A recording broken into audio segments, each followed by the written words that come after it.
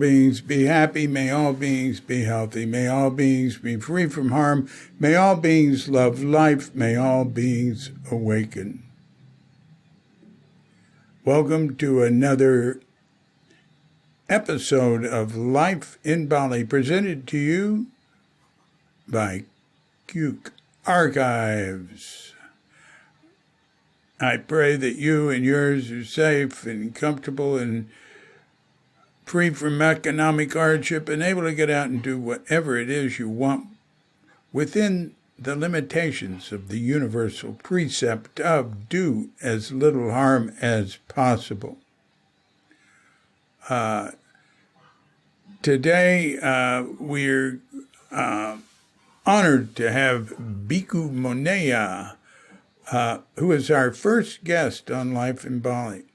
Anyway, he came by to say hello, and while he was here, Joeren showed up, who was another Life in Bali guest a while back. He's the one who sells the Nazava water filters. I mean, thousands of them all over, and he gets donations to set them up and to give them away to the poor.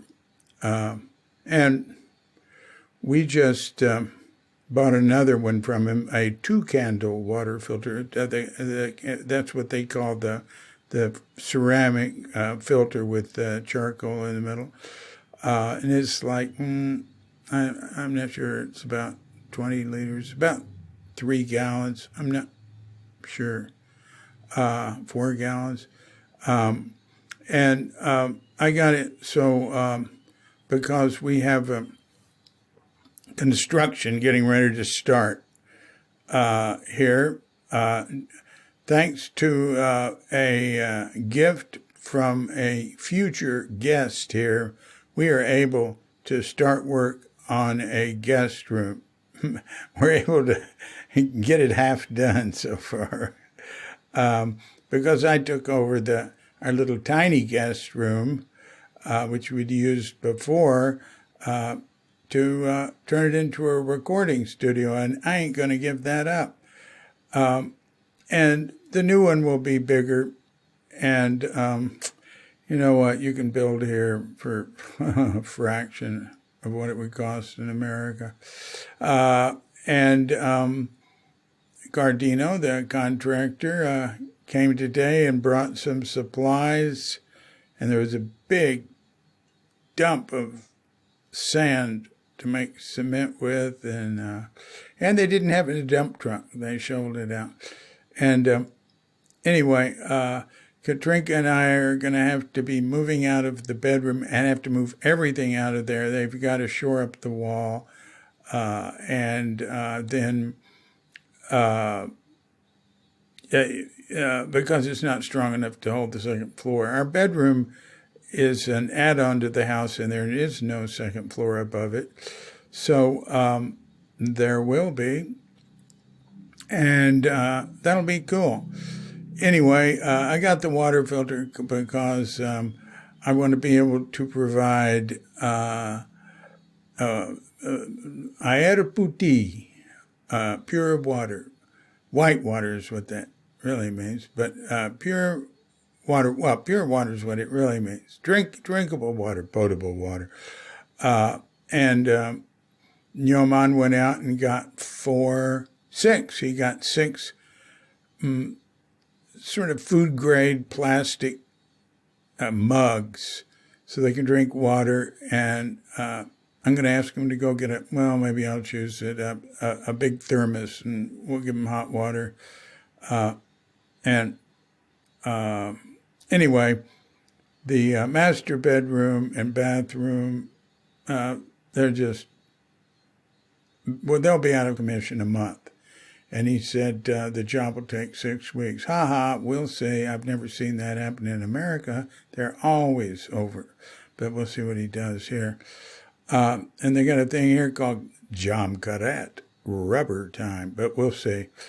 Anyway, so Katrinka is going to be staying with her friend Alice, who was also a podcast guest, who started the Lighthouse program for substance abuse.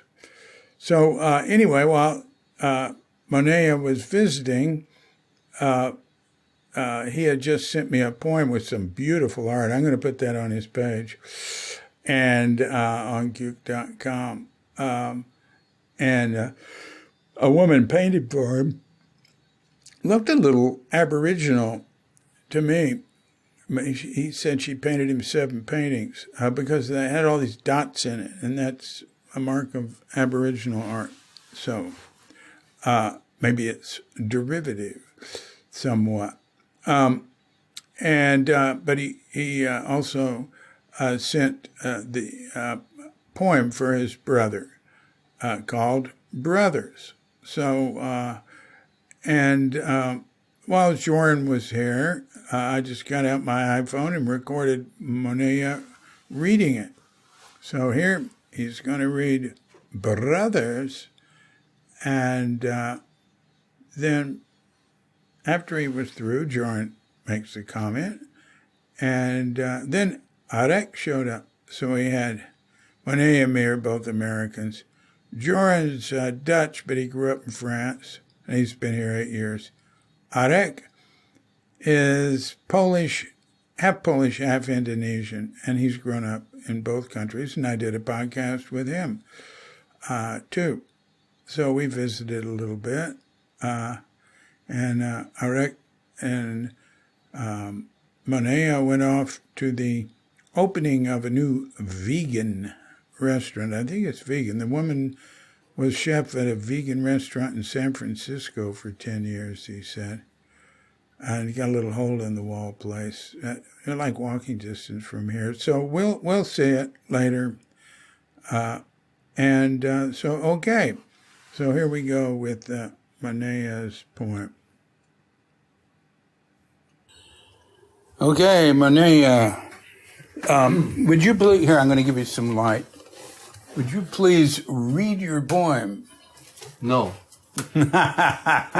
Okay, since you asked me, I will. This poem is called Brothers, and it was actually written to my brother on his 70th birthday. And I recorded it actually on his birthday. I wrote this poem right on his birthday. And sent it to him. And it was written in Bali, Batu Bulan. What's that? Okay. Cain killed Abel, but who is to blame? I better start again. Oh, you screwed it up. Yeah. All right, I'm going to leave that in. Okay. I better look at what I'm reading. Cain killed Abel, but who is to blame? No one but karma, impermanence, and pain. Cain killed Abel, but where does it end? Not with an eye or a tooth, but a life for a life. For as is the cause, so the effect. And as the effect, so is the end. Cain killed Abel, but how do we know? I hear the endless cries of ghosts in the night, vowing vengeance, brother upon brother, son upon father, father upon son. And yet within my own heart and the heart of my brother, those voices have been stilled. Who is the victor and who is the vanquished? Whom do we love if not ourselves? Extending metta outward to encompass the universe, we bestow the gift of friendship on friend and foe alike. And who would know more of friendship than the good friend to all? For when Ananda stated that good friendship was the half of the holy life, he quickly replied, "Not so, Ananda, not so. Good friendship is the whole of the holy life. For when a bhikkhu has a good friend, it is to be expected that he will develop and cultivate the Noble Eightfold Path. And so, when brothers are friends, they show to the world the error of Cain, the wisdom of Buddha, and reap the praise of gods and men." Yay! Just a few notes. Metta is Pali, translation for loving kindness, Yep. which is also a practice and a meditation practice in Buddhism. Good friend to all is a reference to the Buddha. And the Noble Eightfold Path is also called the middle way. It's the path that leads to the cessation of suffering and, of course, enlightenment. Ta-da! That's it. All right. Good. Joeren, What did you think? Wow, incredible. I was very impressed. I didn't understand at the beginning, and then it's like, wow. Yeah. Yeah, it's a lot of things to think about. Like, yeah. Yeah. Well, all right. There you got it. Okay. So thank you very much, Moneyya. That was great. Appreciate it. And Joeren. And thanks for dropping by. And Eric, too, who wasn't here while we were recording. Okay, I got to keep moving here. Can't make any of these long Life in Bali podcasts these days because I'm trying to get through with the audiobook for Crooked Cucumber. And it's 1,000 times more work than I had imagined. And much, much more demanding, which I just discovered, than doing podcasts. What they're telling me is different. But so far, the chapters I've gotten ready has passed the check that checks whether the audio files, audiobook qualified. Well, it took me a few days. I spent a few days studying and doing things and getting the existing files to meet their standards. So, okay, here we go. Oh, no, we've already gone. So, anyway, thanks for joining us, and we'll see you next week for Life in Bali. And until then, this is DC Puba of Cuke Archives and Cuke Audio, coming to you from Sleepy Sanur with Doggett Bandita, Feline Cuchita, who just took a dump in the new pile of sand outside to make cement with, and dear lovely Katrinka. And we're wishing you and yours and all of us a grand awakening.